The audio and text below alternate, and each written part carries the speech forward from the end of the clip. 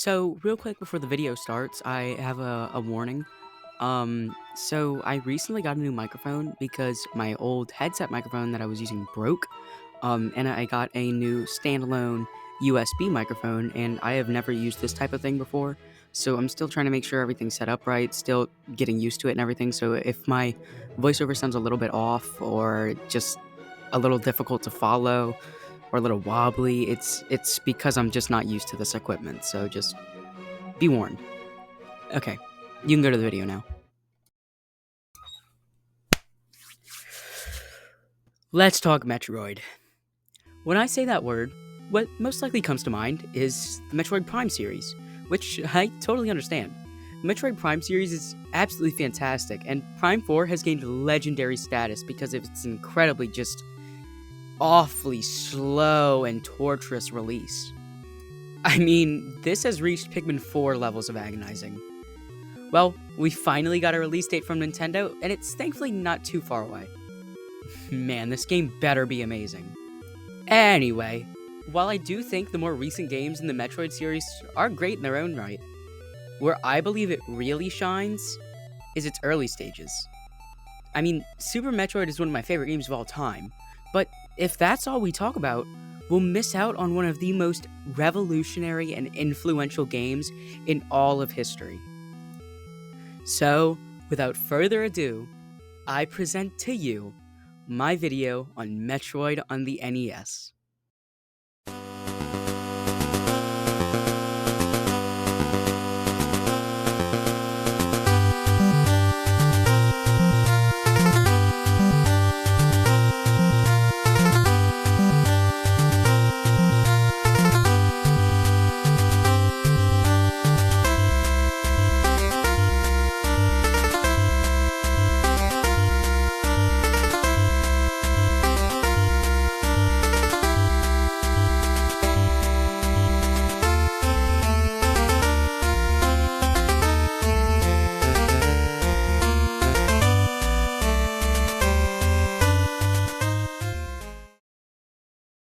Metroid on the NES. Man, where do I even start? This game is crazy underappreciated in my eyes, and it deserves way more love. Almost everybody says that you should just skip this game and never look back. But, hopefully, I can convince you otherwise. Okay, let's get started. With some backstory, of course.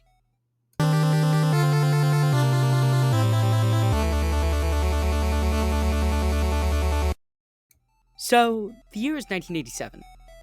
At this point, everyone's used to the standard format of NES games. That format being that it's like an arcade cabinet, but at home. Sure, you had some exceptions here and there, like Super Mario Bros. Or Legend of Zelda, but the main concept was that it was pretty much just an arcade game at home.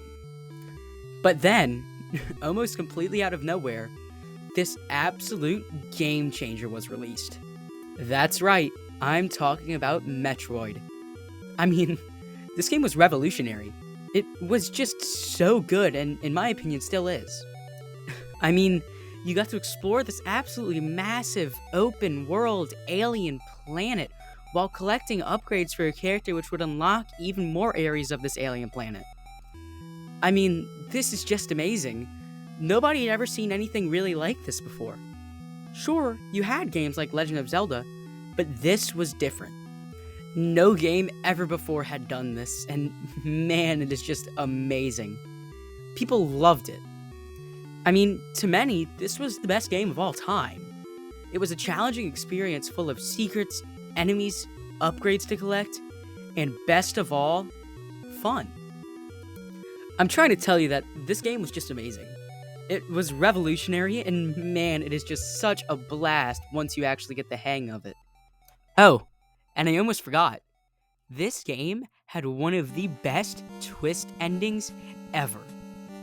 That's right, this person that we've been playing as for the whole game is a girl. That's right, Samus is a girl. The universe's best bounty hunter that has completely rid an entire planet of space pirates is a woman. Now, this might not seem very surprising to you, but trust me, for the time, this was incredible. Not to mention, you got to see more and more of the real Samus depending on how quickly you completed the game. This added some replayability. You wanted to do well and you wanted to beat the game as fast as you can because you wanted to see what did Samus look like. I mean, this game is just full of secrets. I mean, there were even secret codes hidden within the password system. This game was just amazing for its time and, in my opinion, still holds up pretty well. Alright, enough with the backstory. Let's get on to the game itself.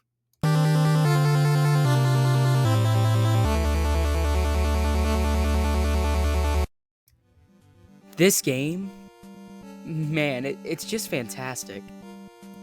It's just constant fun. It's challenging, but not too challenging. Just challenging enough to be enjoyable.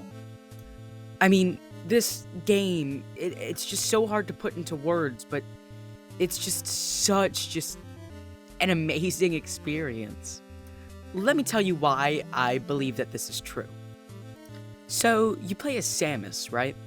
And you have to traverse these rooms in sort of vertical corridors while fighting enemies. Okay, so that's the basic formula of the game. But let's get into a little more detail by actually going in depth into the path that you will take if you were to play this game. Okay, so when you start off, you'll probably run right because that's what you're used to. After running for a little while though, you'll find a little passageway that you can't get through. This is where this game's design starts to become genius. You are forced to go against what you are comfortable with and go left to find the Maru Mari, otherwise known as the Morph Ball. This is absolutely genius, as it makes you go against what you're comfortable with and do something you wouldn't usually think of. So this game was already sticking out amongst the rest. Anyway, now that you have the Maru Mari, you can finally roll through the passage. Shortly after that, you'll run into this area that has some obviously breakable blocks. You can't break them yet though. Keyword, yet. See, that's the genius of Metroid. The more you find, the more of the world you can open up. These areas that you previously thought were impossible to access are suddenly accessible. I've said it before, and I'll say it again. It's nothing but pure genius. After you play a little bit longer, you'll probably find the bombs. Congrats! You can now access pretty much every secret area in the game through the use of these seemingly simple explosive contraptions. Then, sometime after that, after you find a couple secrets and explore several new rooms, you will find Kraid. This is the first boss, and man, what a boss. The first time you fight this guy, you'll probably perish quite quickly because, trust me, he is far from easy. But once you learn how to take advantage of his weaknesses, he's easy to kill. Kraid is the perfect boss. A true challenge that can be beaten through sheer determination and willpower. Okay, so you beat Kraid. You're low on health. What do? Well, the devs thought of that. They left a secret energy tank in Kraid's room that will reward those who are curious enough to find it. Fantastic is the only word I can use to describe this. This trend continues. The more curious and adventurous you are, the more you'll be rewarded. There are many unnecessary energy tanks and rocket upgrades that are meant to be rewards for exploring the world around you. It all ties into the main theme of the game, exploration. After you play for a little while longer, find some more secrets, you'll probably find the suit upgrade called the Varia suit. Now, I'll admit, how you get this is incredibly stupid. Okay, so there's this thing called a waiver, right? And it's going up and down in this room. You somehow have to know about the secret entrance above you, then you have to get the waiver to fly into that secret entrance, then you need to hope that you got the ice beam before this because you need to freeze the waiver and use it as a platform. This little section is the one moment in the game that I will admit is genuinely terribly designed. It relies too much on just pure luck. But it is the only part of the whole game I believe is like this. Anyway, let's just move on from this. Eventually, after advancing much further into the world of Zebes, that's what this planet's called by the way, you will encounter your next boss, Ridley. At the start, like Kraid, he can be extremely intimidating, but I think he's slightly worse than Kraid, because if you have the wave beam, he's extremely easy to cheese. You can just go underneath his platform and jump in and out of the lava while you shoot him literally through the floor. But you likely won't do this on your first playthrough, so I think having the ability to cheese him after you learn how to beat him, it's not my favorite thing, but it's fine. So, after you beat Ridley, you can go to this room with 2 statues that you've had access to since the beginning of the game, and if you shoot them, they'll give you a path into the final area of the game. Torian. This is the most dangerous area of the game by far, as it's home to the Metroids. These little parasitic creatures will latch onto your head and literally start sucking your life out of you. They can only be killed if you freeze them and shoot them with your rockets. But keep in mind, your rocket stash is extremely limited, so the real danger comes from trying to get past as many Metroids as possible while using minimal rockets.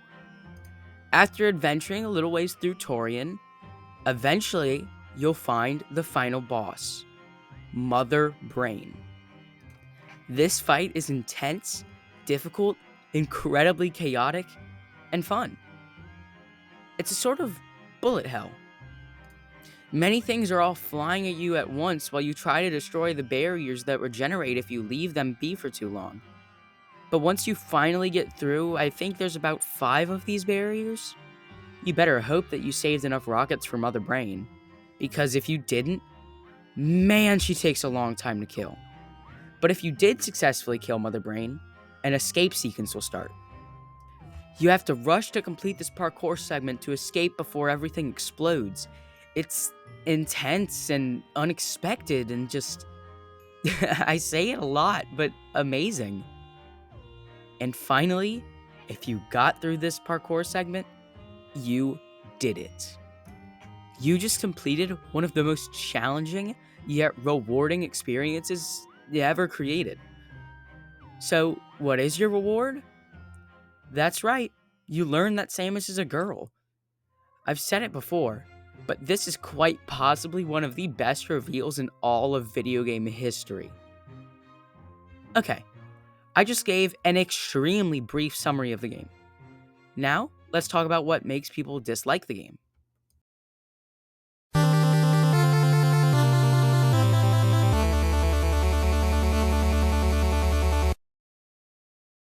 The biggest reason people say this game is bad and something you should skip is that it's just outdated and hasn't aged very well. And they're certainly right. It's definitely outdated, and has it aged the best?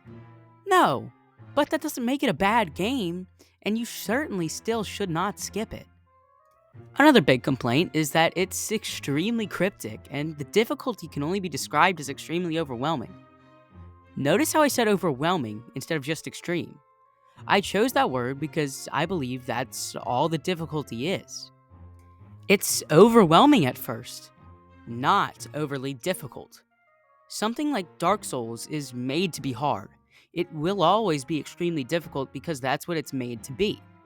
Metroid, on the other hand, is simply overwhelming in the beginning. Once you play for a couple of hours, you'll learn how to aptly deal with whatever is thrown at you. Many people play this game once or only for a couple of minutes and immediately write it off as just being too hard. But this is simply not entirely true. Is the game difficult? 100%. I will admit, maybe it is a little too difficult at first. But just trust me, you will learn how to deal with it once you move past it and accept that you will be overwhelmed at first. You will figure out the game. You just have to give it some time. Okay, now let's move on to the cryptic part. This is an issue that I will admit, unfortunately, is true. This game, sadly, is extremely cryptic. It is for a good reason, though. This game is quite short, so if you immediately knew where you needed to go, the game will only take you about half an hour. It is intentionally made to be cryptic and confusing to throw you off of the correct path and to just confuse you. Is it the greatest thing in the world? No, but I think it's the best that they could have done to make the game long enough to be worth buying. If you play the game like it was made to be played, you will be able to find your way in due time. What I mean by that is when this game was out, the internet wasn't. People used tips and advice given via magazine. Hey, this is me currently editing this video. I should probably specify that the internet was invented. It just wasn't available to the broad public. Um, so yeah, I didn't see that when I was recording my lines, so I just figured I'd pop in and let you know now. Okay, back on the video. If magazines weren't an option, they would simply draw a map and let themselves become immersed in the game and simply explored and marked down every nook and cranny. When I played the game for the first time, I wanted to give it an objective look by playing it how it was meant to be played. I drew my own map and looked up Nintendo Power magazines for advice. Now, if you don't want to do this, you can look up a map or follow a walkthrough on YouTube, but I will warn you, for some people like myself, this will not give you the same amount of enjoyment and passion for this revolutionary title as you're using tools that weren't even fathomed when this game was created. Okay, so yes, the game is cryptic, but it is something that can be dealt with. I'm not saying that the game's better because of this, but I am saying that it being cryptic does not destroy it like you think it does. Overall, the game is cryptic and overwhelmingly difficult at first, but there are ways to overcome these difficulties, and once you do that, you can truly begin to see the genius behind this amazing part of video game history. Okay, let's go over some of the smaller things that people dislike.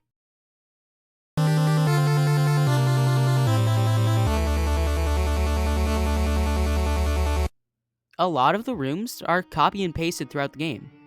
I will mention it again. Get a map of some form and memorize the room that came before so you can figure out where you are without too much trouble. I understand it's annoying, but this is the only way they could feasibly make this game. The original Legend of Zelda is guilty of copy and pasting almost everything, yet that game is still praised. I understand that that game handles it in a slightly different way, but still. I am begging you to find a way around this and simply enjoy the game. The last complaint I'm going to mention is that you can't look down. This only poses a problem in the very beginning of the game. I mean, I'm talking first 20 minutes max. The game gives you many options to work around this. Option A, just use bombs to destroy enemies on the ground. This is extremely simple as you earn bombs about 15 minutes into the game, like I mentioned earlier. Option B, acquire the wave beam. This beam travels in a zigzag and can hit enemies on the ground. This does take a while to obtain, however, so I recommend just sticking with the bombs. This is, in my opinion, a stupid complaint. Yes, it's a little bit annoying at first because you're used to being able to look down in video games, but the only enemies you will encounter on the ground before you get bombs are zoomers. They're slow and literally move in one direction. They are beyond simple to just jump over, and if you really want them dead, just wait for them to climb up a wall and shoot them. Seriously, it's not that big of a deal. Okay, that's enough. I'm just tired of people who haven't even played the game telling people that it sucks. Okay, let's just move on to the final thoughts.